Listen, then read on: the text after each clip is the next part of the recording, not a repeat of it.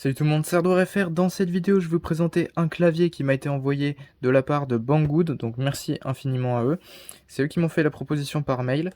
Donc voilà, ils ont proposé de m'envoyer des produits, donc j'ai choisi les produits qui m'auraient été envoyés. Donc j'ai reçu un clavier, je vais aussi recevoir prochainement une souris que je vais vous présenter et une Xiaomi Screen Bar pour mettre sur l'écran. Donc bref, vous allez voir ça dans les prochaines vidéos. En tout cas, aujourd'hui on s'attaque à ce clavier. Donc c'est le Gamakei K87. Donc c'est un clavier mécanique et comme vous allez voir, il est très beau. Donc je vous mets bien sûr le lien en description si jamais vous êtes intéressé. Pour le moment, vous ne connaissez pas encore le clavier, mais je pense que vous allez sûrement cliquer sur le lien pour au moins aller voir le prix. Donc voilà la boîte, comment elle se présente. Donc voilà, c'est une boîte très simple, en carton blanc, gris, noir pour les écritures. Vous avez un look, un aperçu du clavier, donc voilà, après c'est pas vraiment indicatif. Et donc en dessous, vous avez absolument rien en fait, tout simplement. Je dis que c'est fait en Chine, mais dans tous les cas, tous les produits maintenant sont faits en Chine ou presque. Voilà, je vais maintenant le déballer. Je vais vous montrer à quoi ça ressemble à l'intérieur. Donc déjà, on a, comme vous pouvez voir, deux pinces. Donc une pince à keycaps et une pince à switch. Donc pour retirer les keycaps, donc les touches, et les switches qui sont hot swap, du coup, visiblement. J'ai l'impression, donc j'ai pas testé de retirer les switches, mais on va tester ça juste après. S'il est hot swap, c'est vraiment un clavier incroyable. Vous avez donc un câble donc USB type A classique, tout en blanc, qui doit faire, je pense, à l'œil 1m50 voire 1m80. Et juste là, l'autre connecteur en USB type C, et ça franchement j'étais étonné quand je l'ai vu, je m'attendais pas du tout à un clavier en USB type C. Je vais maintenant sortir le clavier qui est juste là, et franchement vous allez clairement pas regretter d'avoir vu la vidéo. Juste ici aussi on a le petit manuel d'information que je vais pas vous lire, mais en tout cas vous avez pas mal de touches fonctions et de macros, donc regardez bien ça si vous achetez ce produit. Je vous les mets juste là, je vais pas vous les lire mais vous pouvez mettre pause si vous voulez, et vous pouvez voir qu'il y a plein de macros. Donc je mets ça de côté, je vais mettre la boîte de côté aussi. Et maintenant, on va ouvrir ce magnifique clavier. Alors moi, je l'ai déjà regardé comme je vous l'ai dit, sinon je vous aurais jamais dit qu'il était magnifique. Mais vous allez voir tout de suite en retirant ce petit film de protection. Donc comme vous pouvez voir, déjà, il est tout blanc. Les touches sont en PBT, c'est incroyable pour le prix. La case, je sais pas si vous vous en êtes rendu compte, mais elle est complètement transparente, blanc laiteux, donc c'est pas vraiment transparent brillant, c'est blanc laiteux, donc ça va diffuser la lumière du RGB encore plus que si c'était du transparent en fait. Donc le look est incroyable, c'est un clavier format TKL, donc vous avez les touches Insert, Home, Supr, End, machin, et bien sûr les flèches directionnelles. Les switches qui sont utilisés, donc je vais vous montrer ça tout de suite. Je vais mettre ça comme ça. Je vais utiliser les deux pinces du coup. Pince à keycaps et pince à switch. Je vais essayer de retirer les switches, j'ai pas encore fait. Les keycaps, donc comme je vous disais, c'est des keycaps blancs en PBT, donc c'est un plastique qui est plus résistant que l'ABS qui est sur les claviers classiquement. Donc voilà, c'est une touche, donc là c'est la touche flèche de droite. C'est du blanc PBT et c'est bien une touche transparente, donc vous allez voir avec le RGB si jamais c'est éclairé. Et donc comme vous pouvez voir juste là, c'est un switch jaune de Gateron, donc c'est vraiment une des meilleures marques pour les switches, de base en tout cas. Et donc c'est un switch jaune, donc ça équivaut un peu au switch rouge, seulement c'est un tout petit peu plus dur pour l'activation. Il me semble que c'est 45 grammes pour le switch rouge et à peu près 50 ou 53 pour le jaune comme ça. Donc vous allez moins faire de fautes de frappe et en même temps ça restera très réactif et linéaire comme les claviers switch rouge. Donc pour information, j'ai mon RK61 qui est juste ici, que je vous ai présenté dans la vidéo précédente. Donc là c'est un 60%, switch rouge de Royal Clutch, donc c'est des switches un peu no-name, mais bref. Hot swap, enfin bref, allez voir la vidéo, franchement c'est vraiment un excellent clavier. Et donc celui-ci est quasi similaire en termes de ressenti, seulement les touches sont un petit peu plus dures à enfoncer. Et avec la touche par-dessus, voilà, déjà le bruit est vraiment super cool. Les switches jaunes en plus Gateron, c'est pas des switches no-name style les Utemu ou quoi que ce soit. Donc voilà, c'est vraiment top. Et là du coup je vais essayer avec la pince à switch pour voir si jamais il est hot swap. J'en ai aucune idée, mais je pense s'il y a ça qui est inclus qu'il est hot swap. Tada, comme vous pouvez voir, c'est bien un PCB hot swap. Ce clavier est incroyable.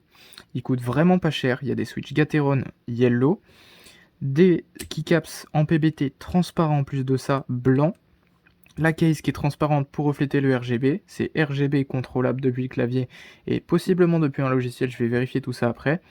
PCB hot swap, et vous pouvez donc retirer les switches, les interchanger si vous voulez changer de switch, mettre des bleus, des rouges, des switches custom, des Akko Lavender, peu importe n'importe quel switch qui est compatible du coup, 3 ou 5 pins, parce que vous pouvez voir juste là que c'est un PCB, donc 5 pins. Donc vous avez un gros trou au centre qui est là sur tous les switches pour les maintenir, les 2 pins métalliques et les 2 pins additionnels si vous avez un switch 5 pins pour le maintenir juste là sur le PCB. Donc c'est un PCB blanc avec, comme vous pouvez voir, une LED RGB juste ici qui est là éteinte parce que le clavier n'est pas branché. Et vous avez donc le PCB hot swap avec la touche qui peut se remettre. Donc voilà, là la touche est remise et elle est 100% opérationnelle. Donc c'est pas un clavier comme tous les claviers originaux sur lequel très souvent les switches sont soudés, donc c'est impossible à retirer sans dessouder. Là c'est hot swap, donc vous l'insérez, vous le retirez, vous l'insérez, vous le retirez autant de fois que vous voulez, ça va fonctionner.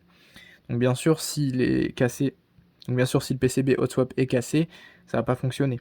Mais en tout cas ça vous permet d'interchanger les switches et de les remplacer si jamais il y en a un qui est cassé. Donc c'est très pratique. Et franchement, je m'attendais pas du tout à avoir un PCB hot swap pour ce prix de clavier. Donc je vais remettre le keycaps. Je vais vous faire un sound test juste après. Mais déjà, franchement, je suis vraiment super bluffé par ce clavier.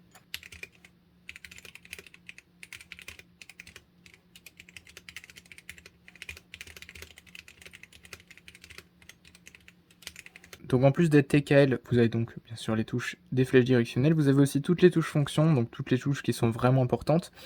La seule chose qui manque, mais qui est totalement facultatif, c'est le pavé numérique avec les chiffres 1, 2, 3, 4, 5, 6, 7, 8, 9, 0, entrée, plus, moins, enfin bref, voilà. Tout ce qui est ici, en fait, c'est retiré pour avoir un clavier plus compact, donc qui est fait pour le gaming, et dans tous les cas, un clavier RGB, c'est généralement fait pour le gaming.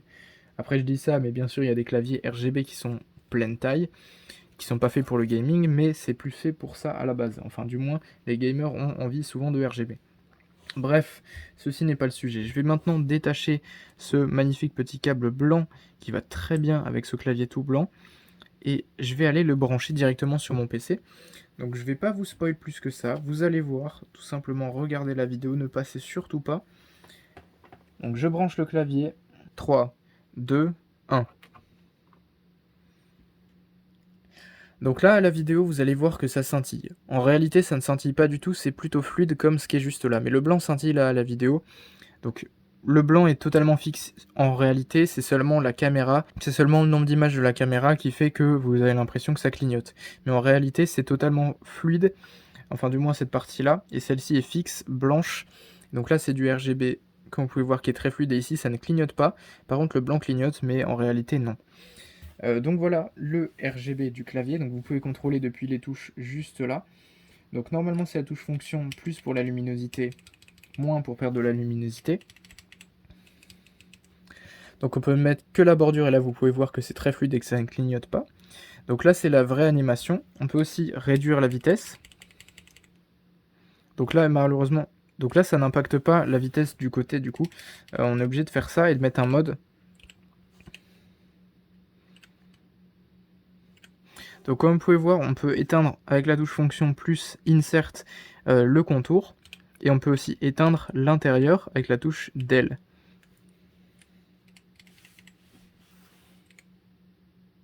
Donc on a plusieurs modes comme vous pouvez voir juste là. Donc un mode circulaire plutôt stylé, je vais augmenter la vitesse.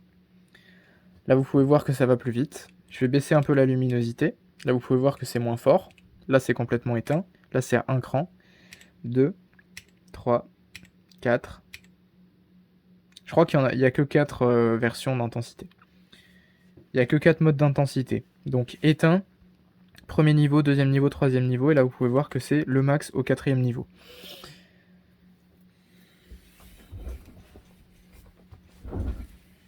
Donc niveau RGB, franchement, il est plutôt cool.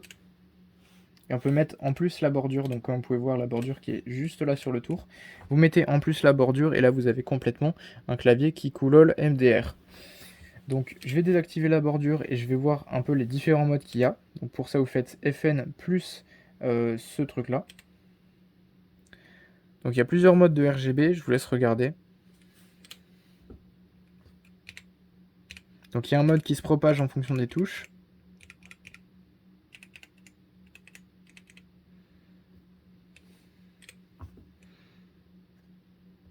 Un mode qui va de l'extérieur vers l'intérieur en changeant les couleurs.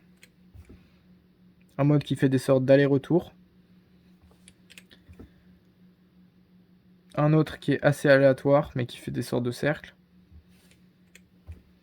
Un mode donc fixe blanc. Donc vous avez un mode fixe.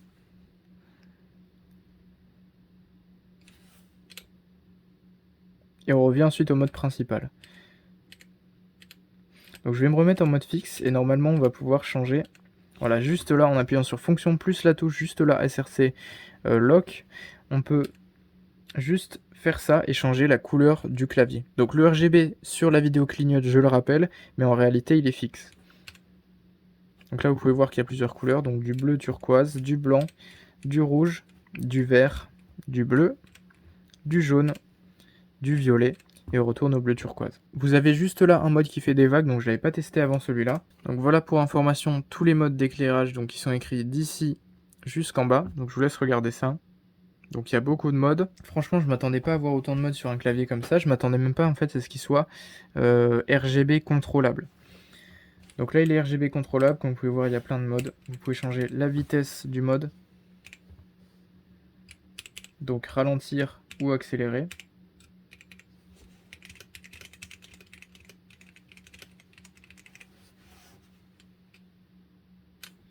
Et je vais maintenant faire un test des touches et je vais vous montrer ça tout de suite à l'écran. Donc d'ailleurs, j'ai pas pensé à préciser, le clavier est QWERTY de base, mais c'est possible de le mettre en AZERTY, c'est d'ailleurs le cas ici. Donc le A en fait, en réalité c'est Q, et le Q en réalité c'est A. Donc en fait c'est AZERTY UIOP, donc classique sur les claviers AZERTY.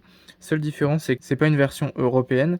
Du coup vous avez la touche entrée qui est une barre comme ça, vous avez la touche Shift ici, et certains caractères qui sont différemment placés. Donc par exemple l'étoile est ici sur le 8 au lieu d'être ici, les apostrophes sont là, enfin bref, il y a quelques touches qui sont changées, mais en fait c'est uniquement visuellement sur les touches du clavier. En réalité ce sera la même chose qu'un clavier français de base, uniquement en fait c'est pas inscrit sur les touches du clavier, mais logiciellement ça utilise comme si c'était un clavier AZERTY, si vous l'avez bien configuré sur Windows en tout cas. Donc voilà, là je viens de mettre le clavier tout en bleu, je vais faire maintenant un test de clavier. Donc on va maintenant tester toutes les touches du clavier pour vérifier qu'elles fonctionnent. Donc je vais faire ça. Donc une fois que le test est fini, vous pouvez voir que les touches fonctionnent bien. Donc comme je vous ai dit, il n'y avait pas le pavé numérique à droite vu que c'est un clavier TKL. Et pour les touches qui restent toujours en noir et qui sont pas en vert, en fait elles fonctionnent. C'est juste que ça les prend pas en compte sur le site. Mais elles fonctionnent, vous inquiétez pas. Donc voilà, il n'y a aucune touche qui ne fonctionne pas, donc elles fonctionnent toutes. Donc ça c'est parfait de ce côté-là. Dans tous les cas, c'est un PCB hot swap, donc si jamais il y a un switch qui ne fonctionne pas, vous pouvez le changer. Par contre là, si c'est le PCB qui est cassé, ça va être plus compliqué. Mais bon voilà, pour le moment, tout se passe très bien. Donc comme vous pouvez voir, le clavier est, comme je l'ai dit, en QWERTY, mais c'est possible d'interchanger les touches et de base. Donc je vais écrire, hein, je vais vous montrer ça tout de suite. Si je vais dans la barre de navigation juste là, et que j'appuie sur la touche Q ici, vous pouvez voir que ça écrit A. Donc c'est bien un clavier qui est mis en AZERTY, mais qui est physiquement en QWERTY. Donc vous pouvez juste inverser les touches A et Q par exemple. Pareil pour le Z, le mettre à la place du W. Et au final, ça revient au même. Merci à tous ceux qui ont regardé la vidéo jusqu'à la fin. Je remets encore une fois le lien d'achat de ce clavier en description. Je peux vous le recommander, les switches sont vraiment pas mal. Au niveau des stabilisateurs, c'est pas parfait. C'est dans tous les cas une sorte de pré-build assez classique, pas vraiment bien lubrifié. Donc on pourra faire des modifications dessus si vous voulez. En tout cas pour ça, il faut faire beaucoup de vues et beaucoup de likes. Donc voilà, pensez à liker, partager en masse, ça m'aiderait énormément aussi pour le développement de la chaîne. Merci à tous. Donc je vous mets le lien en description, ainsi que le lien de mes réseaux sociaux. Merci à tous ceux qui ont regardé la vidéo jusque là, et donc moi je vous dis à la prochaine. A plus pour une nouvelle vidéo. Allez, ciao!